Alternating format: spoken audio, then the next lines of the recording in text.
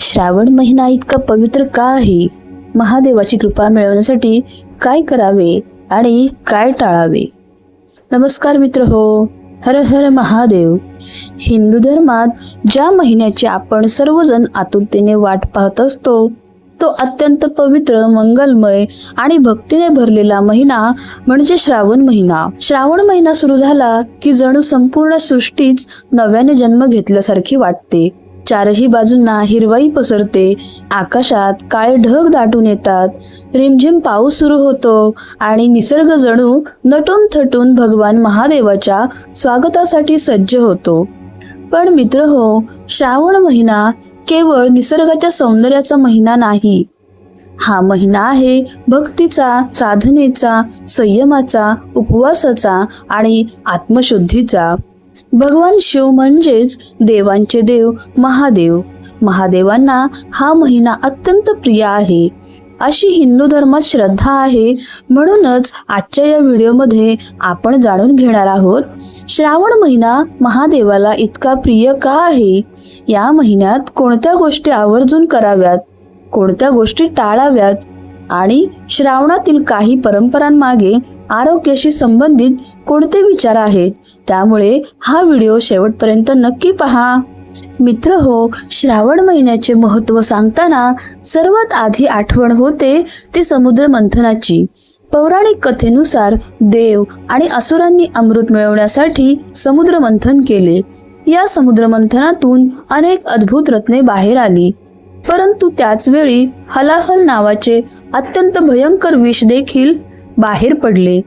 या विषाची तीव्रता इतकी भयंकर होती की संपूर्ण सृष्टी संकटात सापडली. देव, दानव आणि मानव सर्वजण भयभीत झाले. तेव्हा सृष्टीचे रक्षण करण्यासाठी भगवान शिव पुढे आले. महादेवांनी ते विष आपल्या कंठात धारण केले. विषाच्या तीव्रतेमुळे त्यांचा कंठ निळा पडला आणि तेव्हापासून महादेवांना नीलकंठ असेही म्हटले जाते. माता पार्वतीने महादेवांच्या कंठाला धरून विष शरीरात पसरण्यापासून रोखले अशी पौराणिक मान्यता आहे. विषामुळे निर्माण झालेली उष्णता शांत करण्यासाठी देवतांनी महादेवावर जल अर्पण केले. पावसानेही वातावरणाला शांतता दिली. याच कारणामुळे जलाभिषेक, रुद्राभिषेक आणि शिवपूजेला श्रावण महिन्यात विशेष महत्त्व प्राप्त झाले अशी श्रद्धा आहे.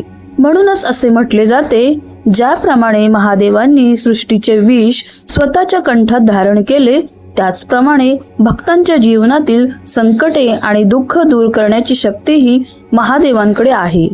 आता जाणून घेणार आहोत श्रावण महिन्यात आपण कोणत्या गोष्टी आवर्जून करायला हव्यात. 1. दररोज महादेवाला जल अर्पण करा. श्रावण महिन्यात सकाळी लवकर उठून स्नान करून स्वच्छ कपडे घालावेत. त्यानंतर आपल्या घरातील शिवलिंगाला किंवा जवळच्या शिव मंदिरात जाऊन शुद्ध जल अर्पण करावे. जल अर्पण करताना मनोभावे ओम नमः शिवाय या मंत्राचा जप करा. मित्र हो, पूजा मोठी असली पाहिजे असे नाही.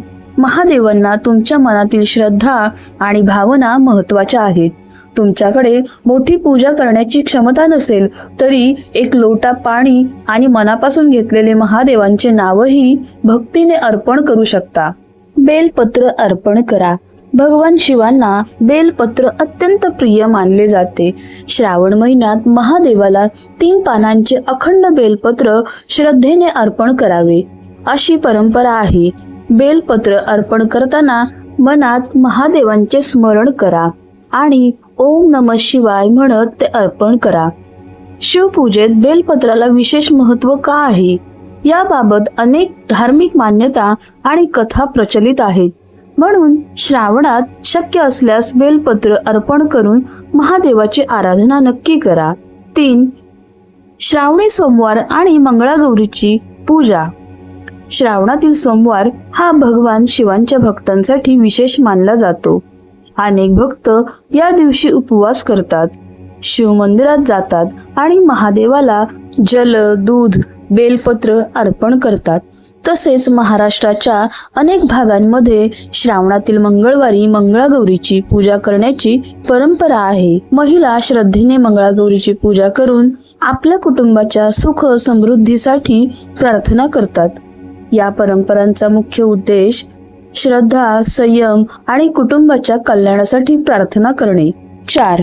महामृत्युंजय मंत्राचा जप करा. श्रावण महिना हा मंत्र जप आणि साधनेसाठीही अत्यंत सुंदर काळ समजला जातो. शक्य असल्यास दररोज काही वेळ शांत बसून महामृत्युंजय मंत्राचा जप करा किंवा ओम नमः शिवाय या पंचाक्षरी मंत्राचा जप करा. मन अस्वस्थ असेल, चिंता असेल किंवा ताण जाणवत असेल तर काही मिनिटे शांतपणे मंत्र जप केल्याने मन एकाग्र करण्यास मदत होऊ शकते. महत्त्वाचे म्हणजे जप करताना मनापासून श्रद्धा आणि सकारात्मक भावना ठेवा. 5. दान धर्म आणि सेवा करा. मित्रहो, फक्त मंदिरात जाऊन पूजा करणे म्हणजेच भक्ती नाही. गरजू व्यक्तीला मदत करणे, भुकेलेला अन्न देणे, एखाद्या प्राण्याला अन्न पाणी देणे आणि आपल्या परीने सेवा करणे ही सुद्धा भक्तीच आहे. श्रावण महिन्यात आपल्या क्षमतेनुसार अन्न, वस्त्र किंवा आवश्यक वस्तू गरजू व्यक्तींना दान करा. गायीला चारा देणे, पक्ष्यांसाठी पाणी ठेवणे किंवा एखाद्या तहानलेल्या जीवाला पाणी देणे ही छोटी कृती सुद्धा माणुसकीची मोठी पूजा आहे. श्रावणात उपवास का केला जातो? मित्र हो, आपल्या पूर्वजांनी अनेक धार्मिक परंपरांमध्ये जीवनशैलीशी संबंधित विचारांचाही समावेश केला होता. पावसाळ्यात हवामान, अन्नपदार्थांची उपलब्धता आणि स्वच्छतेच्या परिस्थितीत बदल होतात. या काळात काही लोक उपवास किंवा हलका सात्विक आहार घेण्याला प्राधान्य देतात.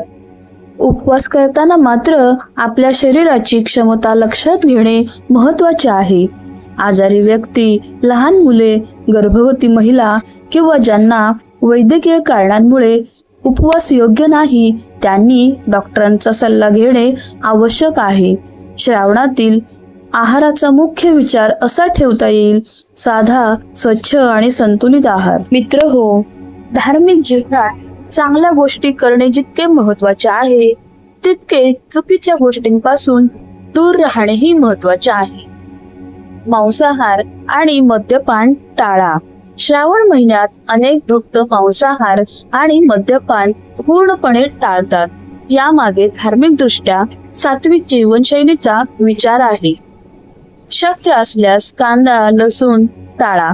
काही धार्मिक परंपरांमध्ये श्रावणात कांदा, लसूण टाळण्याची पद्धत आहे. विशेषतः नैवेद्य आणि पूजेच्या पदार्थांमध्ये सात्विक आहाराला प्राधान्य दिले जाते. ही परंपरा प्रत्येक कुटुंबात वेगवेगळी असू शकते. पावसाळ्यात अन्न पदार्थांची काळजी घ्या.